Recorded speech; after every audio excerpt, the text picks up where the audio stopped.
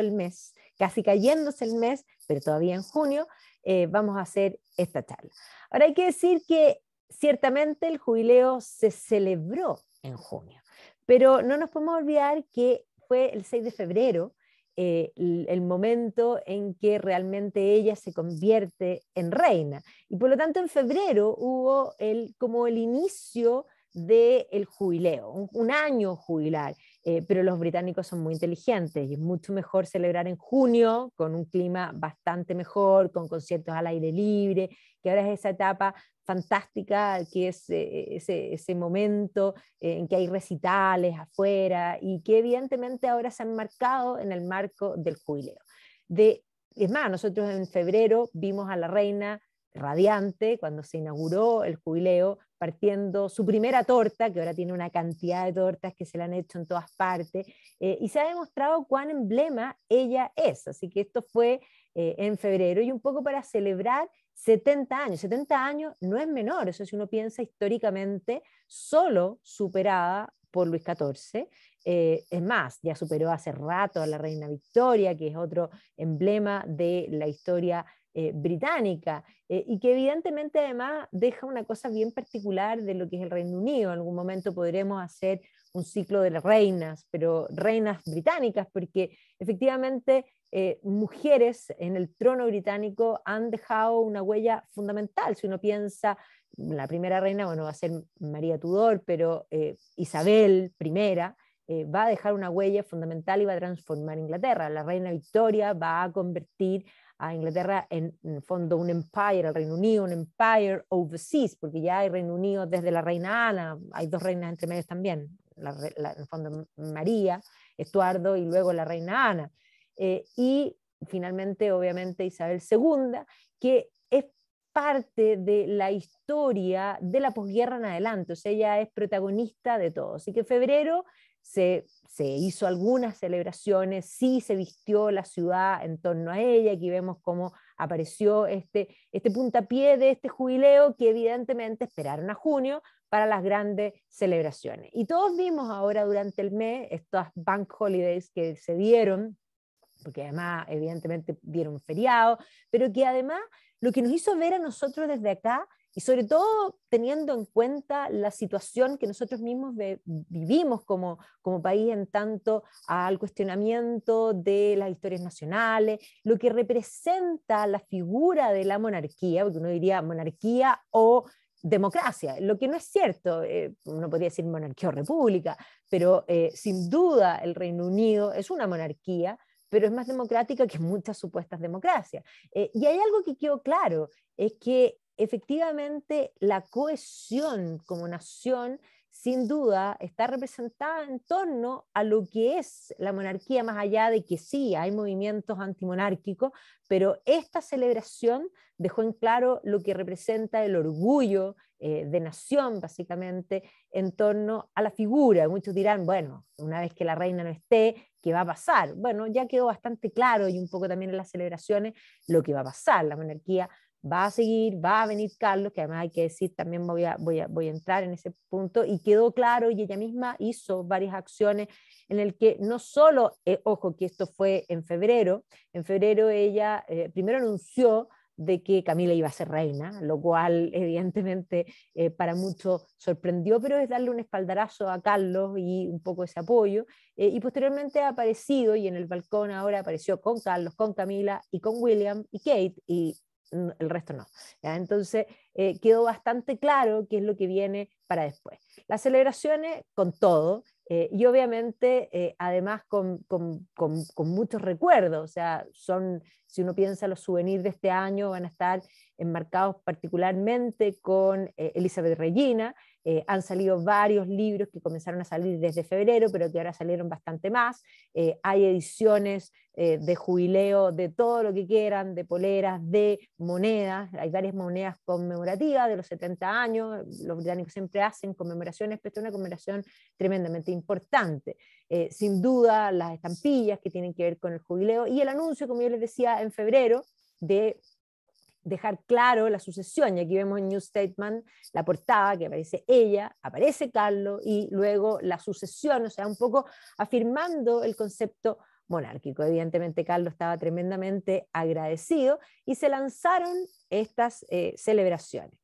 Cuando vino ahora el mes de junio y antes de las Bank Holidays vimos también esta humorada, la reina en varias ocasiones ha tenido esa actitud de tener humor, y es más, aparece ella tomando té con Paddington Bear, una de las figuras icónicas de lo que es la tradición, podríamos decir, de las historias británicas, este osito que además hoy día se ha salido un poco del Reino Unido a través de las películas, que son películas en el fondo de humanos, pero con él animado, y aquí ella toma té con él, y es más, él hace todo mal, se toma el té, rompe las cosas y después saca su clásico sándwich de mermelada debajo del sombrero y se lo ofrece, y ella le dice que ella también tiene siempre el de ella adentro de la cartera, o sea, una cosa realmente deliciosa, que yo prometo buscarlo para mandarles el link para los que no lo vieron, porque fue realmente una ternura que además muestra esa actitud, podríamos decir, querendona, que además cruza generaciones a través de este personaje, que es un personaje muy icónico del mundo británico. Obviamente que las celebraciones comenzaron como corresponde, con una celebración en San Paul, con todo el protocolo británico, que el protocolo un poco también pensando en nosotros mismos, aquí nos contrarrestamos por una parte en lo que simboliza la reina y la monarquía como cohesión, como nación, y estamos hablando de un Reino Unido que tiene varias naciones que están integradas, pero ella es esa cohesión, pero también las formas son tan importantes como el fondo. Y además, esto es digamos, una solemnidad profunda en la que estuvieron políticos, incluso le pongo a Boris Johnson rezando, porque nada le vino mejor que el jubileo, porque estaba bastante cuestionado por sus fiestas, digámoslo así. Y evidentemente aquí le sacaron esta foto adrede, rezando un poco, dando tal vez gracia por la celebración. Y obviamente la escena del balcón, que es tan importante porque aquí se muestra la parte política de lo que yo estaba mencionando. Sí estuvieron presentes y vino evidentemente Meghan y Harry, pero no fueron parte del balcón, no se había portado demasiado bien tampoco. Y luego vino la fiesta popular que evidentemente por una parte es afuera de Westminster, y posteriormente también todos los conciertos. ¿Ya? Aquí vemos obviamente no es Queen completo, pero parte de Queen frente a la reina Victoria, pero para la reina Isabel, Rod Stewart, Ed Sheeran, en fin, varios estuvieron parte, y por lo tanto las celebraciones y el entretenimiento para todos, las imágenes de la reina con luz en el fondo sobre Buckingham, pero también en monumentos icónicos como es el caso de Stonehenge. Y este concepto que yo decía de unidad, la Union Flag representa eso, cada una de las banderas de las naciones se unen para conformar primero Gran Bretaña y luego el Reino Unido en esta bellísima bandera que es la Union Flag. Y obviamente también podemos ver que montones de marcas se hicieron parte de la celebración, el país entero se hizo parte. Y una de las cosas que nos llamó la atención son los famosos beacons, o sea, estas antorchas que se prenden por todo el país en celebración, mostrando que son parte de una misma historia, una historia común, que por lo demás podrán tener roces históricos entre, digamos, una nación y otra histórica, pero que finalmente conjugan en esta historia que se une y que podríamos decir que es la figura precisamente de la reina Isabel II y de la monarquía a la que los unen. Estos eran todos los lugares donde se prendieron los beacons, que evidentemente vemos que es en toda Inglaterra, en Gales hay presencia, aquí vemos el beacon en Stonehenge, en Whitby, en Escocia, en Gales, que le hicieron un símbolo, como obviamente el símbolo de Gales es el dragón. Y obviamente las portadas aparecieron en todos los diarios de la celebración, del jolgorio, de esta figura sonriente, y la verdad es que perfecta. Es más, dio risa, podríamos decir, cuando uno de los nietos, ¿no es cierto?, se complicó por los ruidos, pero ella impecable, fantástica, y evidentemente hubo ediciones especiales de todas las revistas y de todos los, podríamos decir, semanarios en distintos periódicos, tanto británicos como también internacionales. Así que esta mujer de múltiples tiempos, que evidentemente ha sido parte de la historia británica y que parece ser permanente, porque una de las cosas de las tallas, podríamos decir, que muchos plantean, es que evidentemente tal vez ella termine enterrando a Carlos y no al revés. Ahora, eso es lo mismo que sucedió, y vamos a hablar de eso ahora, digamos, con la reina Victoria, que gobernó bastantes menos años, pero sin duda fue esa idea de un príncipe de Gales en espera de una muerte, digamos, de una madre tremendamente longeva y tremendamente icónica también. Así que Isabel II, que obviamente es reina, porque hay que entender que no solamente es reina del Reino Unido, sino que también es reina de todo lo que es la Commonwealth, y por lo tanto la celebración, y es más, cuando uno toma una moneda canadiense, la da vuelta y está la reina, es más, la reina está en todas partes, ¿ya? O sea, la reina está presente y por lo tanto el jubileo no es solamente el jubileo del mundo británico. Así que este personaje que ha marcado toda la historia, que evidentemente la tuvimos en la retina, particularmente también porque hace poco tiempo atrás, durante la pandemia, fue, digamos, la muerte de Felipe de Edimburgo, quien la acompañó durante toda la vida, y evidentemente muchos del 2021 temieron que a la muerte de Felipe de Edimburgo pudiese ella también, digamos, caer. Es más, la imagen de ella sentada en la iglesia sola, en el fondo en el marco del COVID, con su mascarilla, ¿no es cierto?, hizo temer a muchos. Pero no, la verdad es que ella se mantuvo perfecta, la vimos cuando aparecieron las primeras reuniones digamos, de grupos internacionales en el Reino Unido, en un momento en que aquí teníamos la paranoia total de las mascarillas, aparece ella en medio con un vestido floreado, sonriente como una Eternals, podríamos decir. Y claro, sin duda, esta Isabel II le está haciendo collera en muchos aspectos a Isabel I, que fue una gobernante increíble. Ha habido, como yo les decía, varias gobernantes mujeres. La primera es María Tudor, después viene Isabel Tudor, que, como les dije, es una de las reinas más emblemáticas. Luego están las dos Estuardos, María Estuardo y la reina Ana, que muere sin descendencia. Luego la reina Victoria, que podríamos decir dentro de la casa de Hannover, se va a convertir en heredera presunta en un momento en que todos los que no debían haber muerto murieron y por lo tanto se convierte en reina. Y lo mismo, Isabel II tampoco debió haber sido reina, pero las cosas suceden como deben suceder. Muchos compararon, sin duda, a Isabel II con la reina Victoria en el momento en que Isabel II supera a la reina Victoria en el reinado. Fue un tema emblemático. Pero además hay que entender que la casa de Windsor, que es la casa gobernante hoy día, es la casa en rigor de Saxo-Coburgo-Gotha. Es más, la reina Victoria, que era de la casa de Hannover, se va a casar con Alberto, digamos, de Saxo-Coburgo-Gotha, y por lo tanto va a tomar ese nombre. Pero esta casa, con un nombre muy alemán, que era alemán por los dos lados, ella era de la casa Hannover. O sea, pensemos que cuando muere la reina Ana, que es la última Estuardo, sin descendencia, van a llamar unos primos alemanes que no hablaban inglés.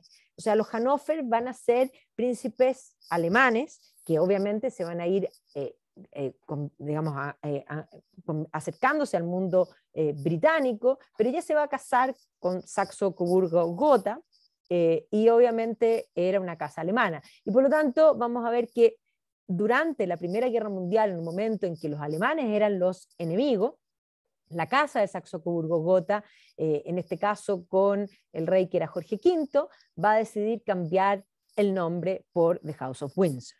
Y aquí hay un tema bien importante porque evidentemente la casa de Windsor va a gobernar y ella al momento de casarse con Felipe de Edimburgo, con Mountbatten, que también, ojo, los Mountbatten se llamaban Battenberg y también se van a cambiar el nombre por un nombre más británico a Mountbatten, podría, y va a estar la discusión si se tiene que pasar a llamar la casa de digamos, de Mountbatten, pero la decisión de haber tomado un nombre que no venía del matrimonio y que era un nombre establecido con algo muy británico, que era precisamente el castillo de Windsor, va a hacer que se mantenga ese nombre y por lo tanto ese nombre es el que se va a mantener en el tiempo, una decisión política. Entonces, el origen, y aquí un poco podríamos decir, viene de la reina Victoria. De la reina Victoria va a gobernar posteriormente a ella Eduardo, ese es el Eduardo que va a esperar prácticamente la vida entera que su madre muera, luego su hijo, que es Jorge V,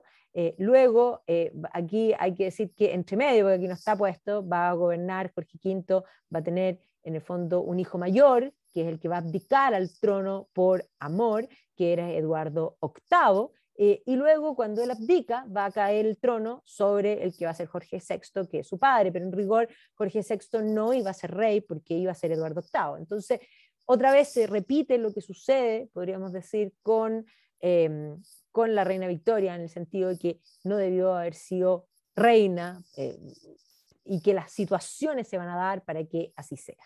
Entonces, esta casa, que hoy día le llamamos Windsor, inicia con la reina Victoria. La reina Victoria va a tener 9 hijos, y de esos 9 hijos, que los van a casar muy bien con todas las casas europeas, y por eso se denomina a la reina Victoria como la abuela de Europa, va a ser precisamente Eduardo, Eduardo, que va a ser el príncipe de Gales, nunca muy bien portado, que se va a casar con Alejandra de Dinamarca, y en ese sentido ahí también está relacionado con Felipe de Edimburgo, porque Felipe de Edimburgo provenía de la descendencia del hermano de Alejandra de Dinamarca, son primos por los dos lados, podríamos decir, igual que en el caso de, y ahí otra vez que se repite, hay muchas cosas que se repiten en las dos historias, por una parte, la propia reina Victoria también era prima de Alberto de Saxo-Coburgo-Gotha.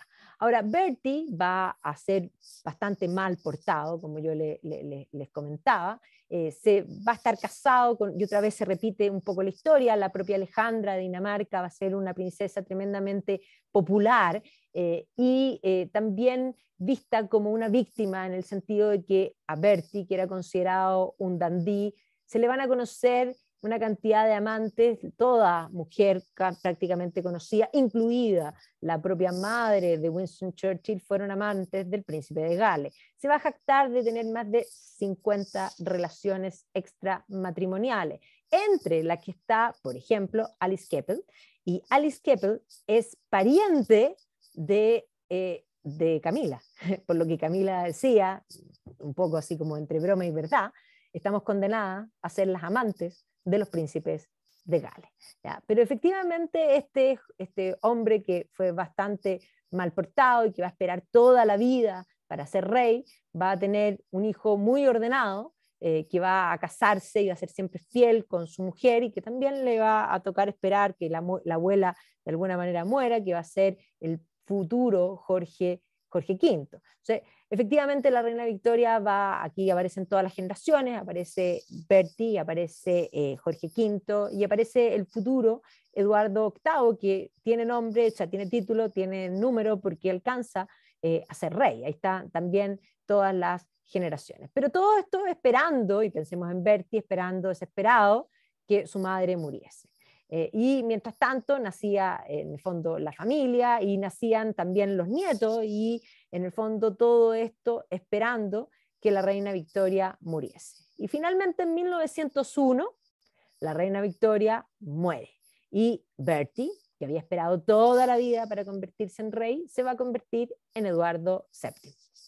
Y Eduardo VII va a inaugurar un periodo, porque todo el periodo de la reina Victoria se denomina los Victorians, la era victoriana, ya que básicamente es todo el siglo XIX, desde la década de 1830 hasta 1901.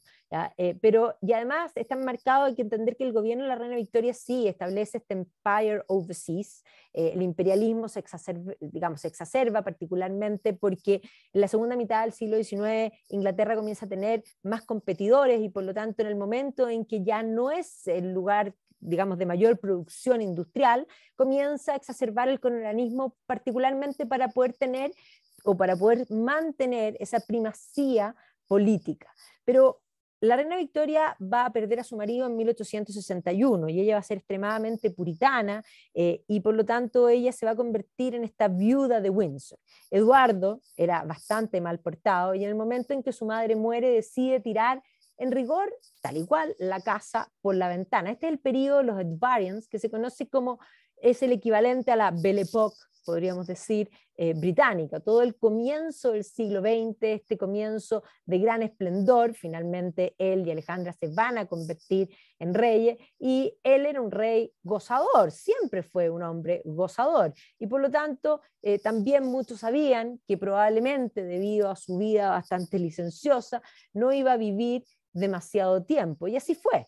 ¿Ya? Bertie va a morir en 1910, con lo que se va a convertir su hijo, que va a ser Jorge V, en rey. Así que en 1911 va a asumir Jorge V, que este es el abuelo de la reina Isabel II, con María de Teck, que van a ser dos figuras muy emblemáticas para la vida de la reina actual. O sea, el propio abuelo va a ser un orgulloso de esa nieta, y María de Teck va a ser en rigor un ejemplo muy importante, pero también ese ejemplo de rigurosidad matrimonial, digamos, de muchas formas, porque así como Bertie había sido desordenado, Jorge V se va a dar cuenta que es un periodo de grandes cambios y que la monarquía tiene un rol fundamental que suplir en un momento en que se está perdiendo la fe, la cohesión desde lo que había sido la iglesia anglicana. La monarquía tenía que suplir digamos, ese vacío. Y por lo tanto, toda la pompa que va a crear en torno a la monarquía es una creación en gran medida del propio Jorge V. Jorge V va a establecer todos estos rituales que de alguna manera suplen lo que había sido la presencia del calendario, podríamos decir, litúrgico. O sea, se convierte en un algo de sustitución. ¿Ya? Y van a ser reyes importantes. Él va a asumir en 1911, le va a tocar un periodo bastante complejo y precisamente le va a tocar todo lo que va a ser el cambio, el cambio digamos, de la realidad europea. Va a estallar la Primera Guerra Mundial y frente a la Primera Guerra Mundial, y entendamos que el enemigo de la guerra era su primo, o sea, que era en el fondo primo hermano, el Kaiser de Alemania, era hijo de la hija mayor de la reina Victoria, de Vicky, por lo tanto eran primos hermanos, y en ese momento deciden cambiar el nombre por la casa de Windsor. Así que efectivamente, por razones de la guerra y por razones de, podríamos decir, una germanofobia, no solo la casa monárquica, también yo les planteé que los Battenberg van a cambiarse por lo mismo. Battenberg significa, en el fondo viene Berg, es de cerro, lo van a dar vuelta en británico y va a ser Mountbatten. Entonces, efectivamente, le va a tocar la guerra, un momento complejo, un momento difícil. Pensemos que no solamente el Kaiser era su primo, sino que Nicolás II también era primo. Nicolás II era hijo de la hermana de Alejandra, o sea, digamos, de la madre de Jorge V. Eran primos por los dos lados, y por otro lado, Alejandra, la señora del zar, era también hija de una de las hijas de la reina Victoria, o sea, eran todos primos. Obvio, por eso la reina Victoria es considerada la abuela de Europa. Entonces le va a tocar este tiempo complejo, y esa es la razón del por qué van a cambiar el nombre a esta decisión política de ponerle la casa de Windsor. Cuando viene la paz, que evidentemente va a ser un cambio importante, también va a venir, podríamos decir, todavía no es la destrucción completa del imperio, pero sí van a intentar mostrar durante los años 20 de que el imperio sigue siendo poderoso. Y aquí es bien importante porque Jorge V tenía varios hijos con María de Teck. El hijo mayor, que era el príncipe de Gales, que va a ser el futuro Eduardo VIII, así como el padre de Jorge V, igual que Bertie, era bastante mal portado. ¿Ya? Por otro lado, su hijo segundo, que va a ser Albert Frederick Arthur George, que después va a pasar digamos, como Jorge VI, que es el padre de la reina, era muy bien portado. Y es más, los deseos de Jorge V de que su hijo segundo hubiese sido su hijo mayor no eran secreto de nadie, ¿ya? Pero evidentemente el príncipe de Gales era el príncipe de Gales. ¿Ya? Los otros hijos, uno va a morir en la Segunda Guerra Mundial y el otro en el fondo no va a tener un cargo mayor. Es más, el hijo segundo, el que va a ser el futuro Jorge VI, se va a casar porque junto con cambiar el nombre a la Casa de Windsor, se va a establecer una cláusula que va a permitir que los monarcas en el fondo se casen y va a privilegiar el hecho de que los monarcas se casen no con casas europeas, que eran las alianzas políticas, sino que con nobles británicas. Y por lo tanto, el padre de la reina se va a casar con Elizabeth Bones Lyon, que era una noble escocesa, más Glamis Castle en el fondo estaba vinculado a su familia y se va a casar muy temprano, o sea, se va a ordenar, se va a casar y rápidamente va a comenzar a tener lo que el propio Jorge V deseaba, sentar cabeza y proyectar ese futuro. Mientras tanto, el hijo mayor, el príncipe de Gales, no sentaba cabeza y se pasaba de un amante en otra. Y por lo tanto, sí, esto se veía como un orden y al poco tiempo, efectivamente el 21 de abril de 1926, va a nacer la que es hoy Isabel II, la primera hija, en el fondo la van a llamar Lilibet. Obviamente que esto era una fiesta total, o sea, la primera nieta del rey va a ser en el fondo bautizada por el arzobispo de York, ¿ya? Y obviamente que va a haber toda una fiesta y celebración, pero claro, ellos no eran los que estaban siguientes en el trono. Y por lo tanto, sí, el orgullo era total, pero la preocupación por el hijo mayor, por el príncipe de Gales, que se casase, que sentase cabeza, era aún mayor. La infancia por lo mismo, debido a que ella no era la que estaba en la primera, digamos, opción de sucesión, va a ser una infancia bastante más regular. Hoy día el lugar donde nació no existe, hay un edificio nuevo porque Londres va a ser bastante dañado durante la Segunda Guerra Mundial.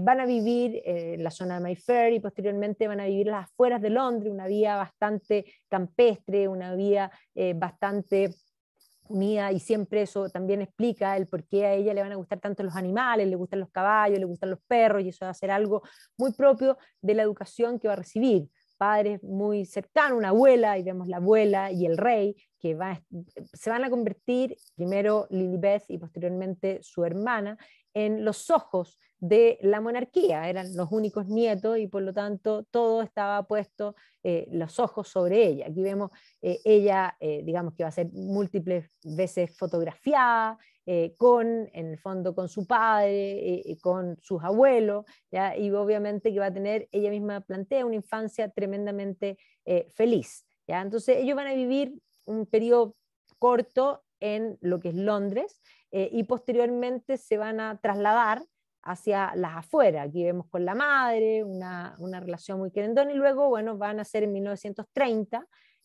son 7 años de diferencia, su única hermana que va a ser Margarita y que van a ser tremendamente cercanas, muy distintas. Otra vez se produce esta idea del ordenado y el desordenado en ciertos aspectos.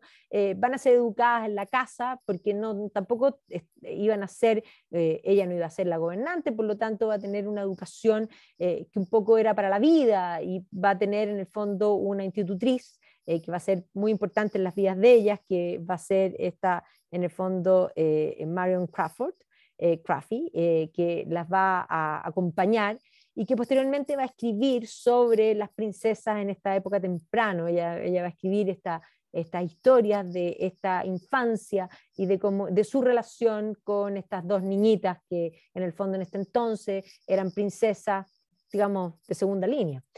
Entonces ella va a escribir sobre esta Elizabeth joven.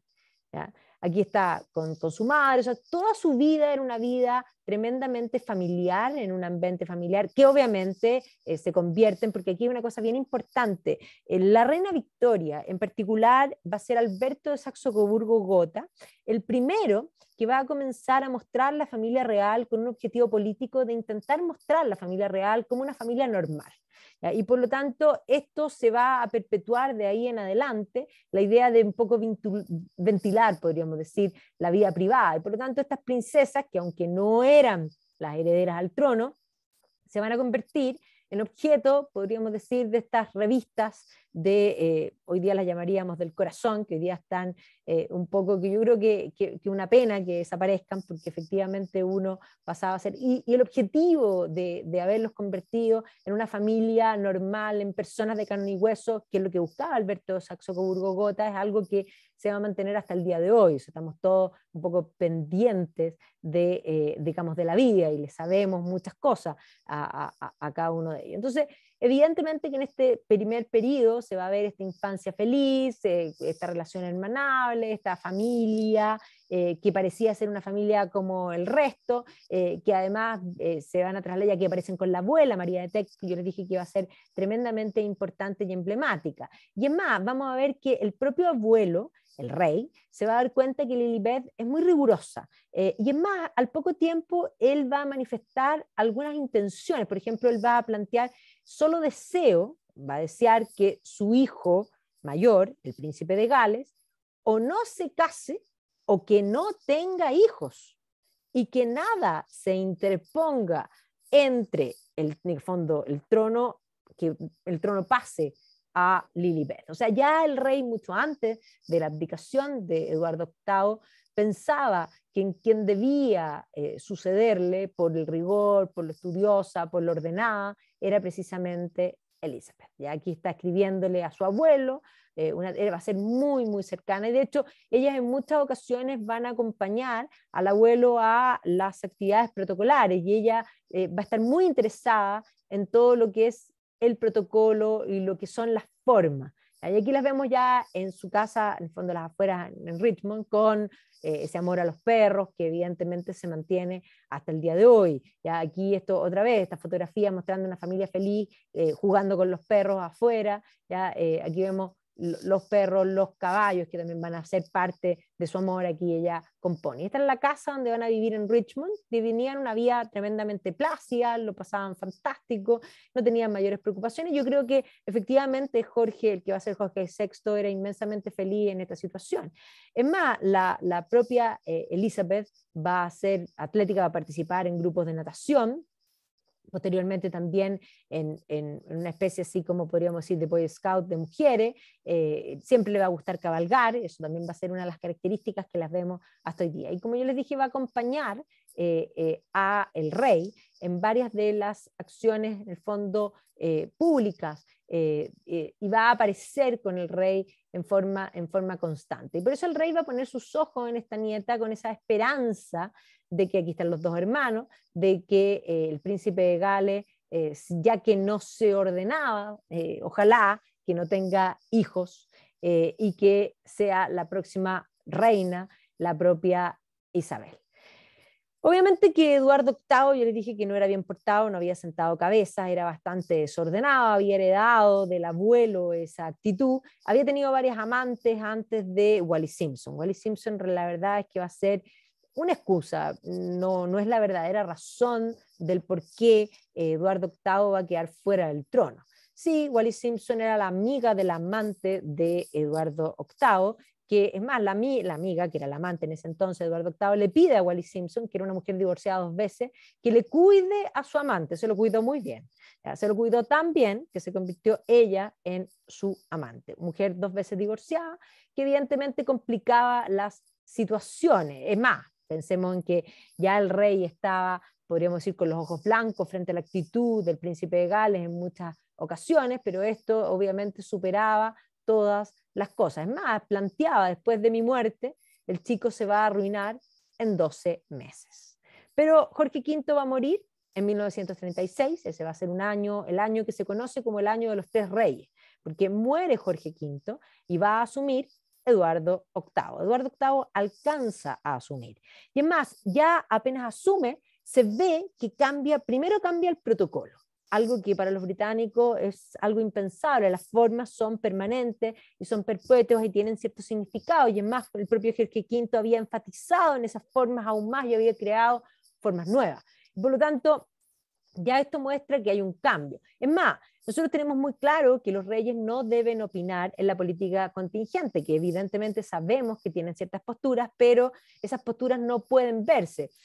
No se pueden reflejar.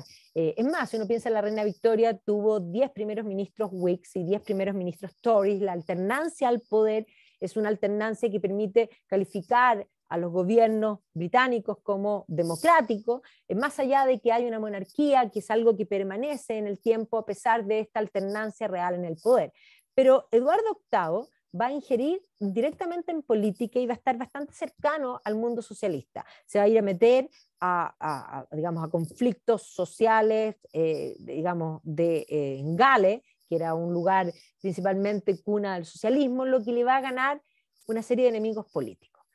Y por eso es importante tener en cuenta que la verdadera razón de la caída de Eduardo VIII no es Wallis Simpson, sino que ya le tenían puesto el ojo, y Wallis Simpson va a ser la excusa para poder finalmente presionarlo a que no puede haber un matrimonio. En un momento el propio Winston Churchill va a plantear de que sí, que haya un matrimonio y que sea un matrimonio morganático, es decir, ella no podía ser reina, pero el resto del gabinete se va a negar a eso, porque lo que querían era sacar a Eduardo VIII del camino, y eso es lo que van a lograr. Finalmente el país va a estar bastante dividido frente a esta situación, es más, se va a convertir en el gran tema de conversación. Ya algunos estaban a favor de este rey que abrazaba en un momento, pensemos en los años 30, años tremendamente digamos, de auge de las ideas socialistas en general en el mundo europeo, un momento en que se están gestando los totalitarismos, digamos, en todo el viejo continente. Por lo tanto, evidentemente que había quienes estaban a favor de este rey y otros que no. Y finalmente él va a decidir abdicar. Y ese es el minuto en que el padre de Isabel II no lo va a poder creer, porque nunca esperó convertirse en rey. Así que la abdicación de Eduardo VIII va a implicar que Jorge VI se convierta en rey. Y por eso el año 36 es el año de los tres reyes. ¿Ya? El rey que murió, el rey que duró poco y el rey que termina asumiendo. Y pensemos que Jorge VI va a asumir en un momento muy difícil, el año 36. Es más, toda la pompa y todas las formas que Isabel había, digamos, observado y aprendido con su abuelo, las va a vivir nuevamente en la coronación de su padre, que la va a marcar muchísimo. Ella va a estar atenta a cada una de las formas, va a preguntar qué significan, va a participar activamente, las dos niñitas van a participar de la coronación del padre, y ella con una prestancia que evidentemente hacía ver que el abuelo había tenido no mal ojo al pensar, y ahora se cumplían sus deseos, de que ahora sí, ella iba a ser la siguiente en el trono. Así que el pobre Jorge VI no sé si estaba tan contento, porque claro, le caía sobre sus hombros una responsabilidad tremenda, en un momento que además va a ser tremendamente difícil en lo político, pero además dejaba esta vida normal, pensando también en sus niñitas, en toda la situación. Podríamos decir, la propia Elizabeth va a asumir mucho más lo que se le venía para adelante que probablemente el propio padre. Así que obviamente ahora ellos eran el rostro de esta casa de Windsor, y ella se convertía en Princess Royal, y evidentemente en, digamos, la heredera al trono.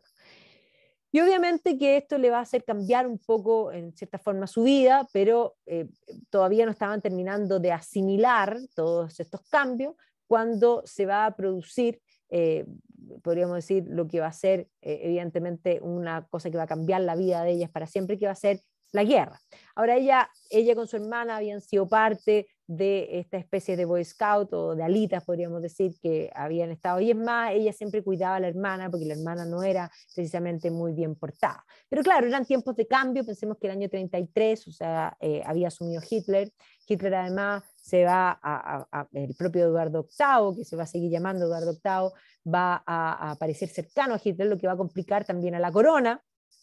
Y evidentemente son años de cambio. El año 38 se va a producir el acuerdo de München, en el que finalmente Neville Chamberlain, creyendo en una política de apaciguamiento para con Hitler, está dispuesto a concederle la posibilidad de que Hitler ocupe los Sudetes checos para evitar la guerra. Y como decía el propio Winston Churchill, no van a evitar la guerra, van a tener la vergüenza y después van a tener la guerra igual, y eso va a ser precisamente lo que va a pasar. Neville Chamberlain va a llegar con este papel en la mano diciendo salvé la paz, pero claro, era una paz firmada con alguien que no estaba dispuesto a cumplir la paz. Así que la tranquilidad de la familia va a durar poco tiempo. Es más, es importante decir que justamente previo a la guerra, en una visita de la familia a una base naval, digamos, Lord Mountbatten se va a preocupar de poner a su sobrino para que atienda a las princesas reales, y ese va a ser Felipe de Edimburgo. Así que se van a conocer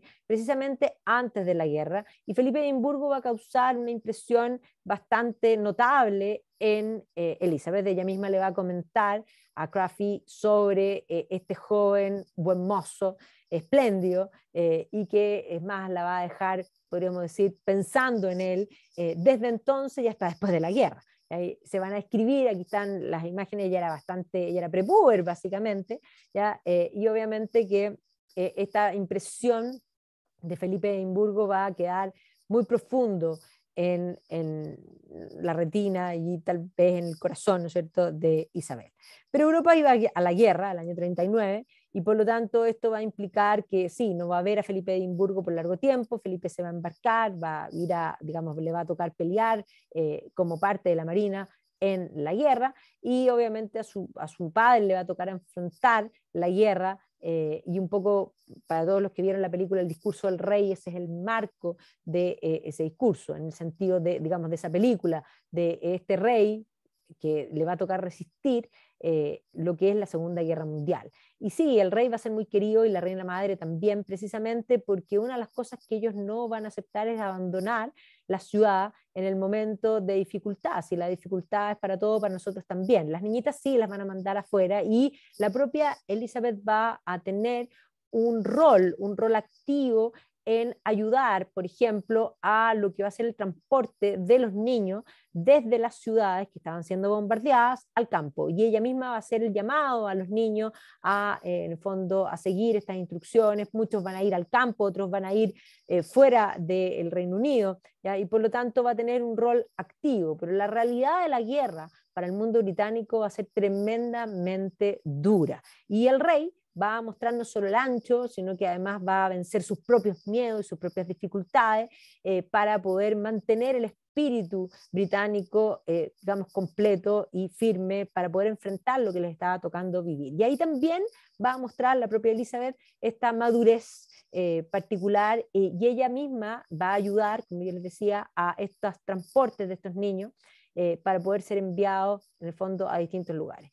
Ella va a querer participar de la guerra, va a tener un cierto entrenamiento, particularmente va a aprender mecánica, se va a fotografiar también en sus acciones y su, digamos, colaboración para con la guerra. Ahora, la guerra finalmente va a ser ganada.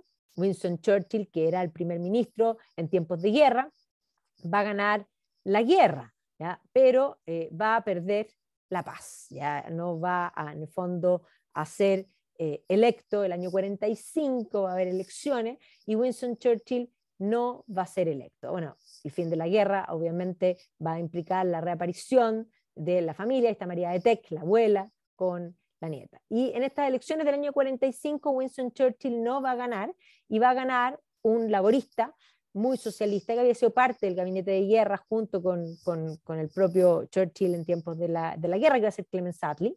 Y Clemens Attlee va a iniciar una transformación hacia el mundo socialista del mundo británico, toda la nacionalización de las áreas estratégicas de la economía, no solo el carbón, los transportes, la banca, sino que también va a arremeter contra todo el concepto de empresa privada. Y además él va a crear todo lo que es el estado de bienestar. Y todos estos cambios estaban sucediendo en la posguerra cuando Elizabeth se vuelve a encontrar con Felipe de Edimburgo. Y es más, su madre tenía pensado otro matrimonio para ella. Felipe de Edimburgo ciertamente era noble, pero era una nobleza bastante de capa caída. Habían sido de Dinamarca, por el lado, en el fondo, recordemos que yo les comentaba que el hermano de Alejandra de Dinamarca, que era la señora de Eduardo VIII, estaba relacionado con Felipe de Edimburgo. Habían sido estos reyes de Dinamarca, o sea, esta parte de esta casa de Dinamarca había sido puesto en Grecia, y por eso va a ser príncipe de Dinamarca y Grecia. ¿Ya? Ahora, de Grecia habían tenido que arrancar, ¿ya? Y la verdad es que literalmente con lo opuesto había tenido una infancia muy compleja, porque además él por una parte descendía también de una de las nietas de la reina Victoria, que va a terminar, digamos, acusada de loca, no sabemos si realmente estaba loca, pero internada, y por lo tanto un padre que va a terminar yéndose con varias mujeres y que se va a desentender de los hijos, esta madre internada y él en el fondo criado literalmente por las hermanas. Todas las hermanas se habían casado digamos, con nobles alemanes, que para este entonces, en el fondo, pensando en este marco, habían sido parte del mundo nacionalsocialista. O sea, él finalmente, cuando estalla la guerra, las hermanas lo mandan a Escocia y ahí va a ser tomado por este tío, el Lord Mountbatten, que va a ser una figura paterna. Era noble, sí, con una vida muy dura y sin ni uno, literalmente. Y por lo tanto, la reina madre tenía otras aspiraciones, pero ella estaba absolutamente obnubilada con Felipe de Edimburgo, y se va a pensar que políticamente era bueno, después de la guerra, una boda real. Y por lo tanto, el año 47 se va a acceder a este matrimonio, así que el 20 de noviembre del año 47 se van a casar Elizabeth con Felipe de Edimburgo. Ahora, ella era jovencita, su padre era jovencito, y por lo tanto ella iba a vivir una vida con Felipe de Edimburgo, una vida de marino, literalmente. Es más, esta visión de traer una alegría a los súbditos después de la guerra va a hacer que la boda sea televisada y que todos sean parte de esta alegría que parecía un cuento de hadas. Siempre las bodas reales traen y permiten desviar la atención. Pensemos que después del Brexit se casó Harry con Meghan y eso también fue un espectáculo. Este era un espectáculo mucho mayor que lo que era Harry con Meghan, sin lugar a duda.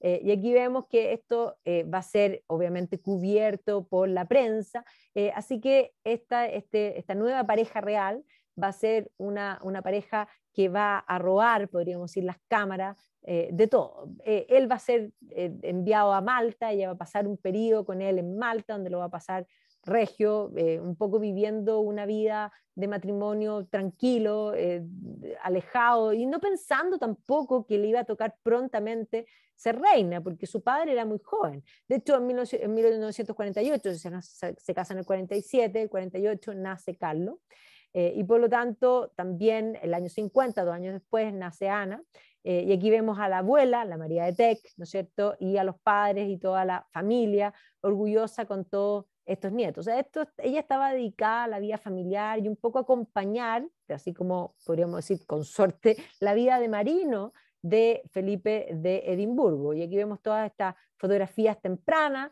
de esta familia feliz. Ahora, en la política contingente, el año 50, digamos, después de Clement Attlee va a venir nuevamente las elecciones del año 51 y nuevamente Winston Churchill se va a convertir en primer ministro. Es más, el rey estaba un poco enfermo, lo habían tenido que operar, por lo que el rey le va a pedir a esta pareja real que era tan popular que vayan en su reemplazo a algunas de digamos, de las visitas, sobre todo pensemos que después de la Segunda Guerra Mundial sí va a venir una descolonización importante, se va a caer el imperio que ya estaba frágil en los años 20, en la época de Jorge V, que él lo va a tratar de reapuntalar con estas exposiciones como universales, mostrando la grandeza del imperio. Después de la Segunda Guerra Mundial, una de las consecuencias va a ser la descolonización. Pensemos que el año que ellos se casan con Felipe de Edimburgo es el año de la independencia de la India, y luego va a venir toda la, digamos, la descolonización en el África, y por eso va a haber una visita, y el rey estaba enfermo, lo habían operado, en el fondo a África, y ella con Felipe de Edimburgo van a ir a Kenia. Y van a estar en Kenia cuando se van a enterar de lo que parecía impensable, de la muerte de Jorge VI. Jorge VI tenía 56 años, o sea, nadie esperaba, menos ella, que su padre muriese. Había estado enfermo, lo habían operado, había quedado bien, pero efectivamente va a morir el 6 de febrero de 1952. Y por eso el 6 de febrero se lanzó el jubileo, porque fue ese día en el que a ella la visitaron en Kenia, que le contaron primero a Felipe de Edimburgo, y Felipe de Edimburgo fue el que le terminó contando a ella que había muerto su padre, pero no solo que había muerto su padre, pero ahora ella era reina. Así que the king is dead, long live the queen. Evidentemente que entre que ella se convierte en reina y la coronación va a pasar un tiempo, y de hecho el próximo año, podemos decir, estamos en el momento, ella ya es reina, pero la coronación se va a preparar, ella va a ser muy astuta de encargarle la comisión de la organización de la coronación al propio Felipe de Edimburgo, porque era una situación compleja, ella era la reina, no él. Es la misma situación que le toca vivir a la reina Victoria respecto a Alberto de Saxo-Coburgo-Gotha, que va a ser algo muy complejo. Pero además, nuevamente, se quería hacer una coronación manteniendo toda la pompa, pero además incorporando la modernidad y haciéndola televisada. ¿Ya? Y por lo tanto, la coronación finalmente va a ser el 2 de junio de 1953. Y aquí lo vemos con toda la pompa. Ella, recordemos que se había marcado mucho, le había marcado la coronación de su padre, y aparece ella y Felipe, obviamente, saludando. Y aquí va a tener disputas con su marido, obvio, porque en la primera gran disputa va a tener que ver con el nombre de la familia, porque en el fondo pensemos la reina Victoria, era de la casa de Hannover y se casa con Alberto de Saxo-Coburgo-Gotha, y la dinastía pasa a llamarse Saxo-Coburgo-Gotha. Y en este caso, en rigor, al casarse con Felipe de Edimburgo y ella ser reina, tendrían que haber sido la casa de Mountbatten. Sin embargo, el nombre Windsor era un nombre inventado, un nombre puesto, un nombre adquirido, y por lo tanto no van a cambiar el nombre. Y por eso mismo el propio Felipe de Edimburgo va a considerar que él en el fondo ha sido minimizado, que no le puede dar ni siquiera el apellido a sus propios hijos. Entonces, ese conflicto, que va a ser un conflicto donde Felipe va a aprender a jugar un juego de príncipe consorte fabuloso, pero eso no va a estar ajeno a una serie de roces y conflictos que van a ser también permanentes. ¿Ya? Entonces aquí vemos a ella, la coronación, que a todos los que vieron The Crown, evidentemente una serie muy buena, si no la han visto, véanla, sobre todo ahora después de la conferencia. A ella le va a tocar vivir desde el año, pensemos, del año 52 hasta hoy día como reina. Y aquí vemos en esta foto, esta reina jovencita, saludando al que era entonces el primer ministro, que era Winston Churchill en su segundo mandato. Y aquí está Clement Attlee, que había sido el primer ministro saliente, ¿ya? Y obviamente que a ella le va a tocar toda la historia política británica del siglo XX y el siglo XXI por detrás. Winston Churchill va a ser bastante cercano también y consejero, una reina joven que necesita consejo, un poco otra vez haciendo el símil con la reina Victoria, una reina joven. La reina Victoria asumió antes que ella, tenía 18 años cuando asumió. Y también va a ser Lord Melbourne el primer consejero. Aquí también Winston Churchill se va a convertir precisamente en ese consejero. En un momento que además era de gran dificultad, por lo que yo les planteaba, era el fin del Imperio Británico. Pero Winston Churchill va a ser sucedido por también los conservadores, Anthony Eden, que le va a tocar específicamente también todo lo que va a ser esta descolonización, por lo que el gobierno va a propiciar esta idea de que la Casa Real vaya en un tour royal. O sea, este tour de los, digamos, real, tenía que ver con la presencia de la corona y estos reyes jóvenes y glamorosos que de alguna manera visitaran lo que habían sido el Imperio Británico. Y aquí ella va a jugar un rol fundamental, Felipe de Edimburgo también, y evidentemente este tour royal va a ser bastante cubierto por la prensa, y ella se va a convertir desde entonces, desde el comienzo, en una celebridad no solo británica, sino que mundial, ¿ya? O sea, va a estar presente. Y mientras todo esto sucedía, las crisis del colonialismo se van a manifestar en la crisis de Suez, que le va a tocar vivir y que evidentemente van a terminar haciendo caer a Anthony Eden, y va a asumir Harold Macmillan, todavía los conservadores en el poder. Aquí la vemos a ella inaugurando un año académico junto a Harold Macmillan, que además Harold Macmillan le va a tocar enfrentar precisamente la descolonización masiva, a lo que el propio Harold Macmillan va a enfrentar con un discurso emblemático que se llama Winds of Change. O sea, él dice, mientras el mundo en el fondo aprisiona, pensemos un poco, nosotros liberamos. Ahora, no es que ellos liberaran, sino que esto se produjo, se desmembró el imperio. El año 57 se independiza Ghana, después se independiza Nigeria, después se independiza Kenia, ese lugar donde ella había visitado junto a Felipe de Edimburgo. Y obviamente que el rol de cohesión desde ahora, la televisión va a estar también presente, estos discursos que ahora son masivos, que evidentemente ella va a tener que asumir. Esta princesa un poco, o sea, ahora esta reina glamorosa, pero que además tiene este rol político de poder articular y ayudar a la situación en el fondo que se estaba dando en lo político, que era bastante complejo para lo que era el imperio. Además hay que entender que estamos también en el marco de la Guerra Fría, y el acercamiento de Macmillan, que digamos con Estados Unidos, que sobre todo va a incrementarse desde Winston Churchill, segundo gobierno. Winston Churchill tenía una madre americana, por lo tanto era muy cercano y había ganado la guerra con ayuda de los americanos, al mundo americano, pero en el marco de la Guerra Fría también va a implicar un acuerdo nuclear con Estados Unidos que va a permitir la colocación de ojivas nucleares precisamente en suelo británico, y esto va a ser el primer movimiento contra el poderío nuclear, que va a tener este símbolo, que posteriormente se va a convertir en el símbolo de la paz. Ahora, la situación va a ser bastante compleja para los conservadores. Va a haber, en el fondo, Macmillan no va a terminar su gobierno, va a asumir Douglas Home, que va a terminar el gobierno de Macmillan que pensaba que estaba tremendamente enfermo, pero va a haber un escándalo político que se conoce como, en el fondo, lo que se conoce como el secretario de guerra va a tener un escándalo con unos modelos que se llama el incidente Profumo. Y ahí este incidente Profumo, en el cual, para los que vieron The Crown, incluso muchos trataron de involucrar al propio Felipe de Edimburgo en estas fiestas y estas cosas que había, que en el fondo posteriormente se va a plantear que no, va a quedar siempre la duda, ¿ya? Ahora si fue o no fue, va a ser en el fondo algo que ahí quedó, pero que va a hacer caer a los conservadores y que van a asumir los laboristas. Entonces va a asumir Harold Wilson, que le va a tocar todos los cambios a la reina de todo lo que van a ser las leyes que tienen que ver con los temas morales, ¿ya? Y por lo tanto la ley de aborto, la ley digamos, de despenalizar la homosexualidad, el divorcio, en fin, van a ser leyes que van a ser bastante discutidas en su minuto, no todos van a estar de acuerdo, que van a ser bastante álgidas, pero además por la descolonización se va a producir una migración masiva, lo que va a hacer que dentro del Partido Conservador políticos como Enoch Powell van a hacer un discurso que se conoce como Rivers of Blood, o sea, ríos de sangre, es decir, esa cola que dice ahí Passenger United Kingdom Only.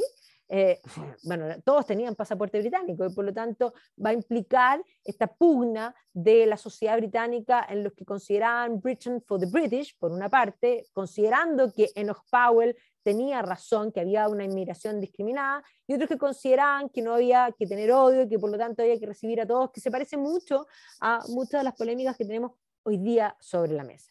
Pero además a esto hay que agregarle los problemas económicos que venían arrastrándose hace mucho rato.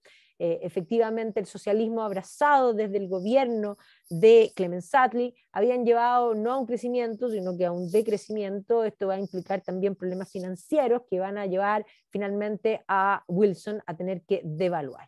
Y mientras tanto, bueno, y además va a tener los conflictos con su hermana. Su hermana también era bastante mal portada, bien bonita, ¿no es cierto? Margarita, que va a querer casarse con Peter Townsend, que finalmente no le van a autorizar este matrimonio, y que evidentemente esto va a llevar a una vida bastante compleja y atormentada de Margarita, que finalmente se va a casar con un fotógrafo que es Anthony Armstrong Jones, y que no va a ser nunca feliz, ¿ya? Y que obviamente va a tener y va a culpar en cierta forma a su hermana la corona, pero Isabel va a tener la idea de que antes de hermana, antes de mujer, antes de madre reina, ¿ya? Y eso va a tener un sentido del deber que sin duda va a ser bastante importante. Ahora Margarita va a tener sus hijos, pero posteriormente su matrimonio también va a fracasar, ¿ya? Ahora aquí vemos precisamente a la reina madre, con Elizabeth y Felipe de Edimburgo van a tener una segunda camada de niños, van a tener los dos primeros y después van a tener dos hijos, en el fondo menores, en el que está Andrés, que hoy día está un poco complicado, ¿no es cierto? Pero evidentemente Andrés va a ser siempre su hijo favorito y eso muestra también cómo la reina ha tenido el sentido del deber en cuanto a su rol político y a su deber con la nación antes de con, en el fondo, sus propios sentimientos. Entonces aquí lo vemos en Balmoral con la familia, ¿no es cierto? Digamos, como familia en esta segunda camada de niños que son bastante menores que los dos primeros. Por el año 68 van a venir precisamente a Chile. El príncipe de Edimburgo estuvo 2 veces, pero aquí vemos a la reina en el gobierno de Frei Montalva, que precisamente visitó nada más y nada menos que el country, ojo, estuvo también ahí, y aquí lo vemos con, obviamente con los papas. Es importante también decir que Felipe de Edimburgo va a tener la misma visión de Alberto de Saxo-Coburgo-Gotha de mostrar la Casa Real. Y el año 69 va a decidir abrir las puertas a un documental de la familia. Él va a participar en una serie de programas, va a tener un interés genuino en los documentales y en la naturaleza, siempre, pero también en esta idea de mostrar a la familia real como una familia más. Y este primer documental que se hace en el año 69, de Royal Family, va a mostrar a la familia con sus quehaceres, ya a él pintando, ya, a la familia, no sé, comiendo salchichas, en el fondo haciendo un barbecue, ya, y que evidentemente va a abrir, y esta es una visión del propio Felipe de Edimburgo. Por lo tanto, todas estas fotografías de este periodo tienen que ver con esa actitud, esa decisión política de abrir la casa, la intimidad al público, lo que va a tener ganancias sin duda, pero que va a tener costos también, ¿ya? Entonces, evidentemente, la reina va a quedar mucho más expuesta ante toda la situación. A la caída de Wilson, que era el laborista, van a asumir nuevamente los conservadores del 70 al 74, el gobierno de Edward Heath, en un momento en que además va a recrudecer desde el año 69 en adelante la violencia en el Ulster. Y obviamente además es un periodo de cambios, el momento en que el Reino Unido decide entrar a Europa y pasa a ser parte de la Unión Europea. Pero no le va a ir muy bien también el gobierno de Heath y van a volver los laboristas nuevamente con Wilson. Una cosa importante que vemos a la reina con Wilson, nunca se ha sabido, independiente que la reina tiene su postura política, cuál ha sido su postura. Ella siempre ha tenido una actitud de Estado y de absoluta prudencia respecto a su postura política. Lo cierto está en que en el gobierno de Wilson ya la situación económica era tremenda. Ya no solo era la devaluación que se había tenido que hacer en el gobierno anterior de Wilson, sino que la inflación era un problema galopante, y esto va a llevar a que asuma finalmente el año 76 Callaghan, que no va a mejorar las cosas, sino que todo va a ir peor. Uno de los legados del gobierno de Clemens Attlee no solo había sido la estatización y la aplicación del socialismo, Inglaterra se había convertido en el país más socialista después de la Unión Soviética, sino que el poder de las trade unions, de los sindicatos. Inglaterra tenía una cantidad de sindicatos que eran capaces de paralizar al país. Y eso precisamente es lo que va a pasar el año 78. El año 78 los sindicatos le van a pasar literalmente por encima al gobierno de Callaghan. Se va a producir lo que se conoce como The Winter of Discontent, el año 78, van a parar los basureros, los sepultureros, y esto va a llegar a un momento en que se va a tocar fondo profundo. La crisis va a llegar a un punto en que efectivamente le van a preguntar al primer ministro qué opina de la crisis, y el primer ministro va a contestar algo que es impresentable, es decir, crisis, ¿qué crisis? Y así va a titular el Sun, Crisis, what crisis? Bueno, la que están viendo, no se puede salir de la calle con la cantidad de basura que hay al frente. Y esta situación de tocar fondo el año 78 va a ser lo que va a permitir que el año 79 sea electa una conservadora que no la querían ni los conservadores, que va a ser Margaret Thatcher. ¿Ya? Margaret Thatcher era una mujer de clase media que había estudiado en una grammar school, había estudiado química y derecho después en Oxford, pero obviamente que no era parte del establishment, ¿ya? Iba a convertirse además en la primera mujer primer ministro del Reino Unido. Y obviamente que hay que decir que yo dije que ni los conservadores la querían. Los conservadores no la querían, los laboristas menos porque Margaret Thatcher era una mujer de esfuerzo, de clase media, que va a terminar quitándole los votos que eran propios del laborismo. La propia reina tampoco le tenía mucho aprecio. ¿En qué sentido? En que encontraban que no era, ella no era lo propio de la política tradicional británica, y obviamente que no era, ella era todo menos posh, o sea, todo menos elegante, podríamos decir.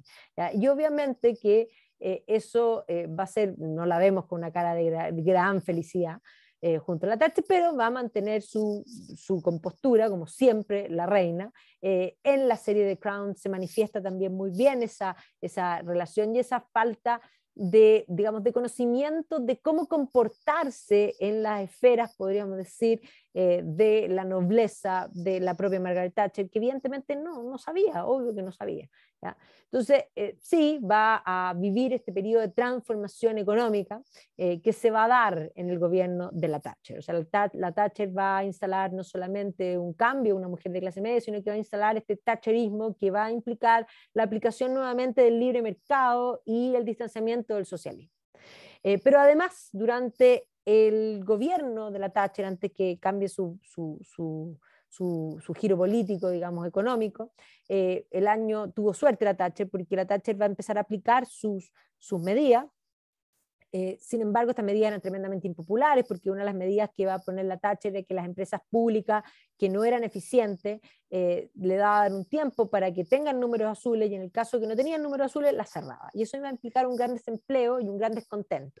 Y justo cuando el descontento estaba subiendo, Galtieri va a ocupar las Islas Malvinas, y por lo tanto la Thatcher va a atacar, y aquí vemos al príncipe Andrés, que va a ser parte de, en el fondo, esta guerra de las Malvinas. La Thatcher además le va a tocar no solamente los cambios de digamos, de la visión económica, sino que le va a tocar un momento en que las ideas del liberalismo económico van a estar en boga no solo en el Reino Unido, ojo, Chile fue el primero, en el Reino Unido, sino también en Estados Unidos, el gobierno de Ronald Reagan, que llega al poder el año 80, la Thatcher llega al año 79. ¿Ya? Y obviamente que vamos a tener un giro en la política económica y en además un momento de ataque frontal a lo que era el marco de la Guerra Fría. La elección del año 78 también de este papa polaco va a implicar las grandes transformaciones. Y ahí está la reina, que evidentemente le va a tocar ver, entre otras cosas, la caída del muro.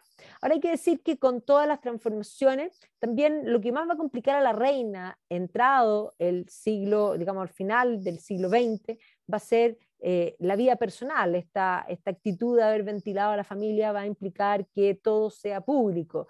Otra vez, el hecho de que Carlos no se le permitiera casarse con la que había sido el amor de su vida, sino que se le estableciese este matrimonio que en algún momento puede haber pensado que podía haber sido la solución, pero la verdad es que no nos saquemos la suerte entre gitanos, los dos sabían perfectamente a qué se atenían, pero esto parecía un cuento de hadas, y evidentemente todos vieron, y otra vez el mundo se llenó con este cuento de Happy Ever After, pero de Happy Ever After no tenía precisamente mucho. ¿Ya? Por otro lado, también los otros príncipes también se casaron y no fue precisamente happy ever after. La relación entre Lady Di y la reina va a ser una relación principalmente compleja porque van a ventilar, y hay que decirlo con todas sus palabras, los problemas personales. Sí, él tenía un amante, ella tenía varios, y va a ventilar todos los problemas por la prensa, lo que a la casa de la monarquía no le va a hacer bien. Si ellos van a hacer esto, ¿para qué decir el matrimonio de Andrés con Sarah Ferguson, que van a llenar los tabloides de puro escándalo? Entonces, evidentemente que si uno dice no le tenía buena, imposible que le tenga buena, no podría haberle tenido buena. La verdad es que se va a hacer un escándalo detrás del otro, sí, con la actitud victimista, que uno podría decir qué pena, siempre lo supo, ¿ya? Tampoco era santa de altar, o sea, entendamos que aquí había culpabilidad por los dos lados, pero lo más complejo para la monarquía era esto, los tabloides llenos de, y la postura de que ella era la buena y el resto era el malo, lo cual yo creo que no es blanco y negro, las relaciones son siempre entre dos. Y además, el trágico final, la muerte de Lady Di, ¿no es cierto?, en Francia, que evidentemente va a ser una tragedia, ¿ya? Y obviamente que eso va a abrir posteriormente la puerta a el reencuentro, podríamos decir, abierto, que siempre estuvo el reencuentro, porque siempre estuvieron juntos, de Camila con Carlos. Y obviamente que muchos veían a Carlos como el malo, pero uno cuando ve la historia completa dice, en realidad Carlos fue siempre fiel a su único amor, lo que es tremendo. Plantearlo eso no quiere decir yo creo que los dos fueron víctimas, siendo un poco justa. Ahora, todos veían la esperanza en la nueva generación, sobre todo porque la simpatía por los dos hijos de Lady Di era profunda. Esta historia de amor de William con Kate, conociéndose, ¿no es cierto?, en San Andrew, que evidentemente abrían a esta nueva generación que, podríamos decir, traía savia nueva a la monarquía. Ahora, tras la caída de la Thatcher, va a asumir John Major primero y luego va a ser electo el laborista Tony Blair.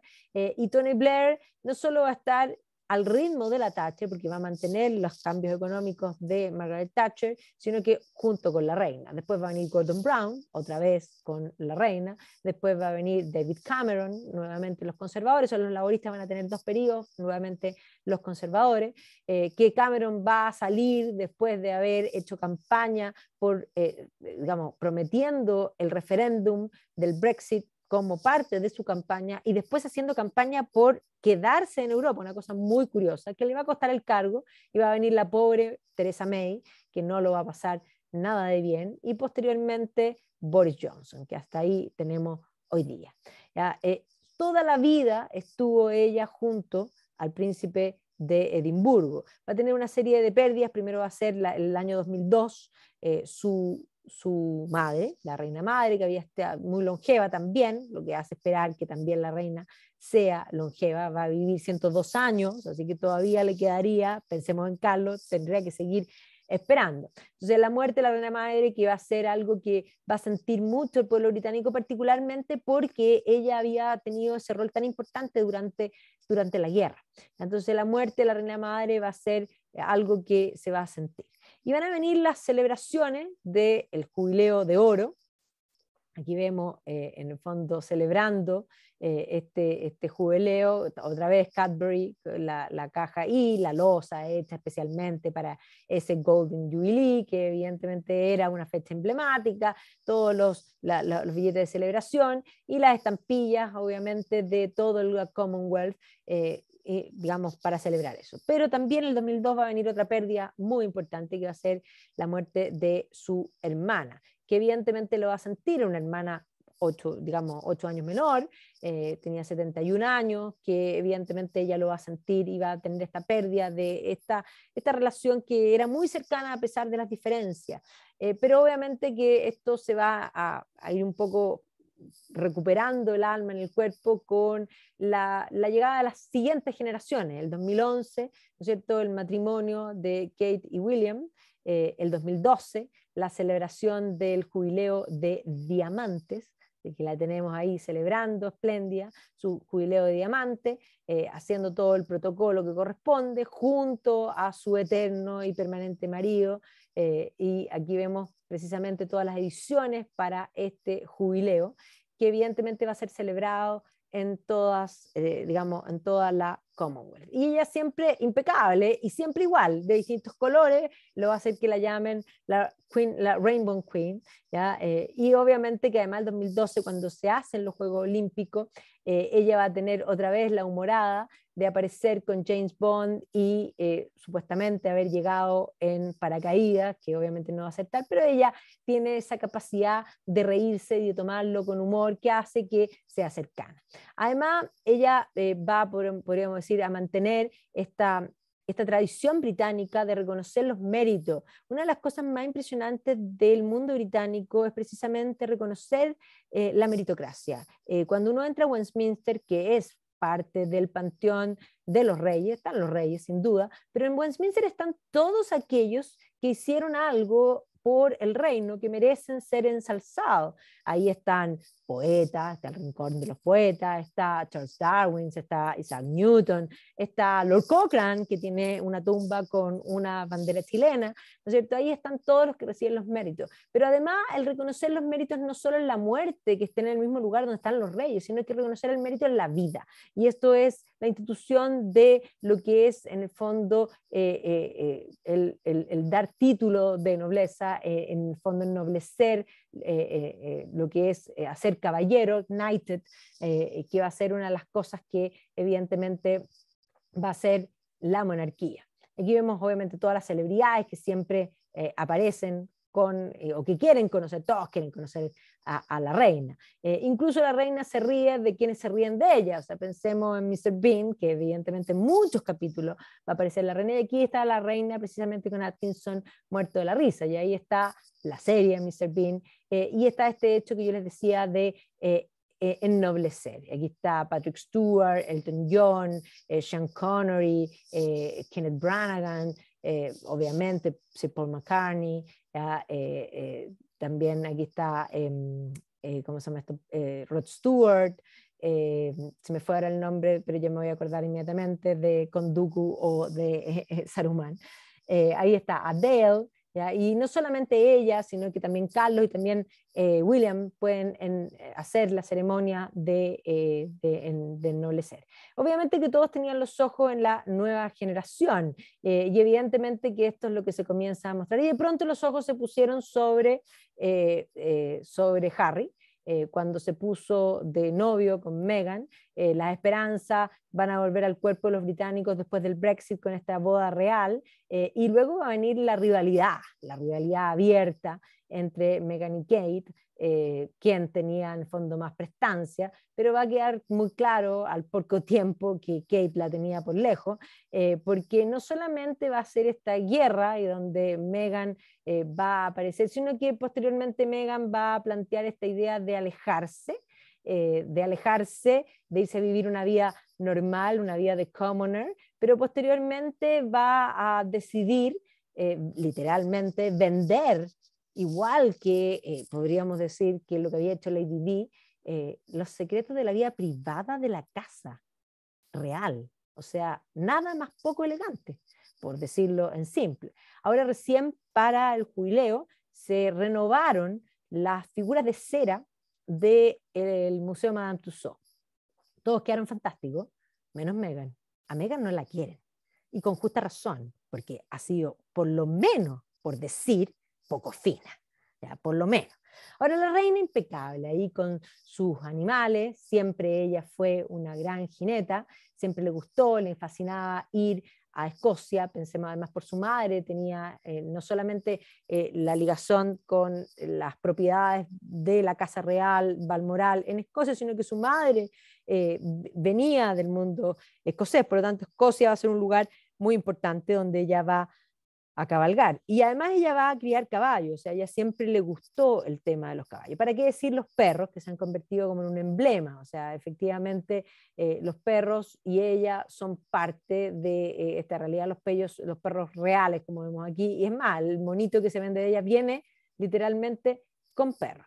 Es una reina que le ha tocado varios papas, ¿ya? O sea, si uno piensa hacia atrás, varios, pero aquí la vemos con Juan Pablo II, con Benedicto XVI, con el Papa Francisco, que le ha tocado pasar por todos los presidentes. Pensemos que está desde el año 52, o sea, cuánta historia le ha tocado presenciar en esa postura política en la que no se debe notar qué es lo que ella piensa. Evidentemente, ella es siempre un poco simpática, pero ha estado con todos, como pueden ver. Incluso muchos tenían el cuestionamiento cuando recibió a Trump de cómo iba a ser el comportamiento. Perfecto.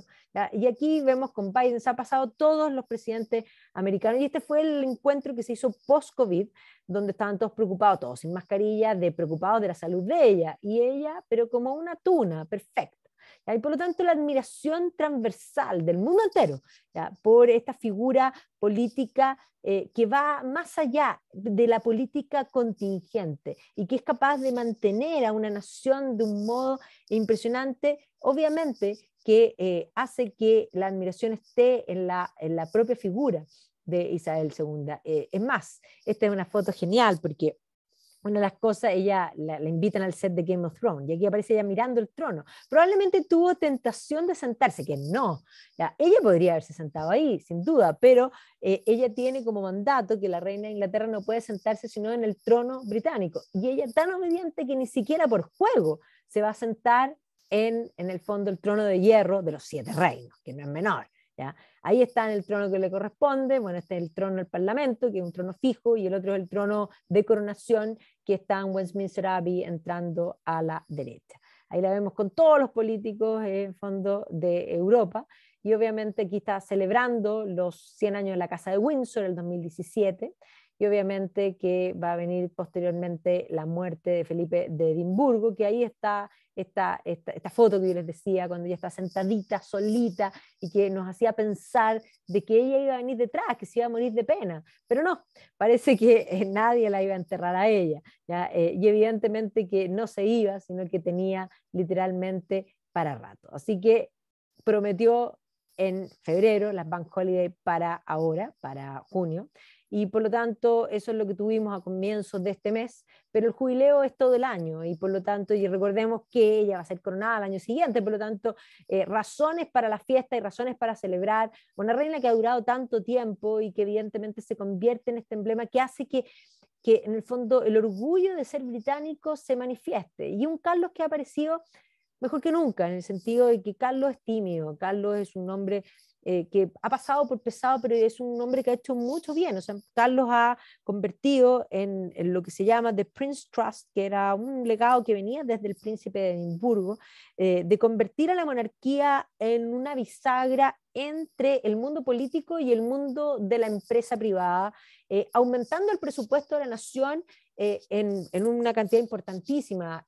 Hoy día la monarquía es uno de los mejores negocios del mundo británico. Aumenta el presupuesto de la nación a través de las acciones de Carlos. Ahora, Carlos ha sido un muy buen príncipe de Gales.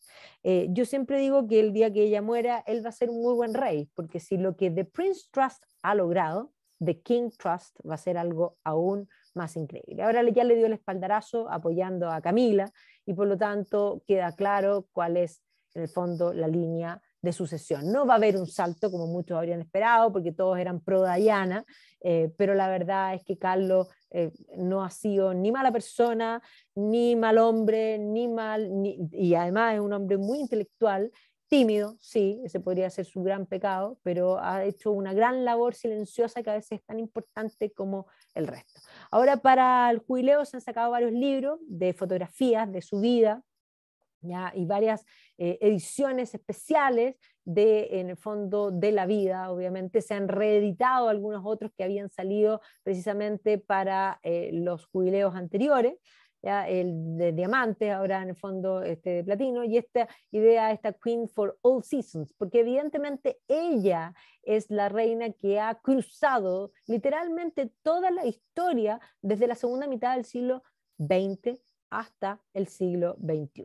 Entonces aquí hay varias, digamos, ediciones, en el fondo tanto en fotografía, digamos, libros sobre la vida de ella como joven, en el fondo también un poco recorriendo esta vida. Ella, digamos, las dos princesas, también han salido estas otras que son las complicaciones de la familia como The Firm, ¿ya? Y algunas hay, esta es muy buena, esta The Rise and Fall de la Casa de Windsor. A.N. Wilson es un periodista británico que escribe muy bien, pero evidentemente esta idea de que muchos plantean de que la monarquía es algo obsoleto. Sin embargo, si uno ve lo que vimos recién ahora en junio, se da cuenta que no, que la monarquía no es obsoleta, es el alma de un etos, de una unidad, de un orgullo, y que le da un sentido, porque ciertamente los reyes no gobiernan, pero sin duda son un emblema, son una entidad política que va suprapolítica, que hace mucho, mucho bien. Así que bueno, hay películas, recomiendo, bueno, hay varias de Queen con la Helen Mirren, y obviamente que The Crown, que si no la han visto, véanla porque es realmente una extraordinaria serie. Así que eso con nuestro recorrido